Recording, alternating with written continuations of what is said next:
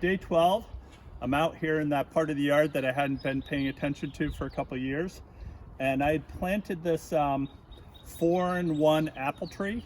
And what I was really trying to do was get this to pollinate and to produce some fruit.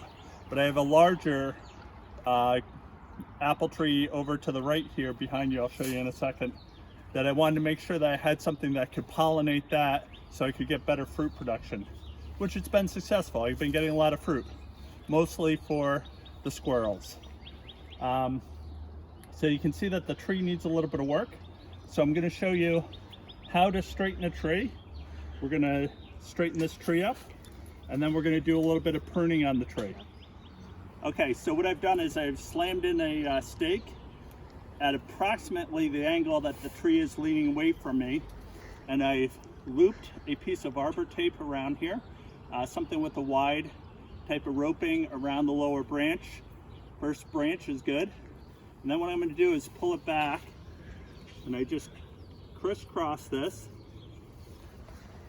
and I have my assistant tell me when that looks straight. It looks straight. Excellent. And then I'm just going to tie this up.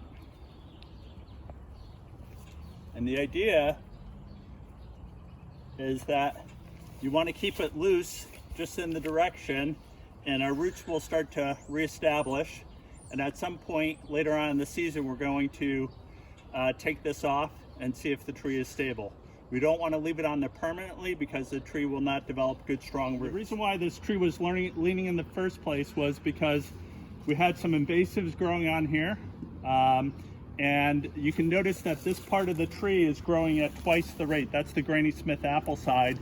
And of course, when that has weight of leaves and fruit, and then you get some snow or ice, it's going to lean the whole tree over to that side. So we're going to prune up this tree. This is actually the best time. March is the best time to prune your apple trees. So on fruit tree pruning, one of the important things to recognize is that all these small branches that we have here are actually the spurs. That's where you're going to get the flowers and then the fruit. And what happens is if you don't prune this tree, or even if you do, you get also these things that come up that are called water sprouts. And so if you wanted to actually have this turn into a new branch, it will do that eventually. But if you're trying to keep the tree into some sort of size, you want to prune off your water sprouts, especially like when I was looking over there on that Granny Smith apple side. Those have grown so big so quick that I really need to get the tree back into structure. I'm going to be looking for pruning out crossing branches. I want to be thinking about where the branches are growing to next, making sure that they get enough sunlight. Any diseased or broken branches will be pruned out.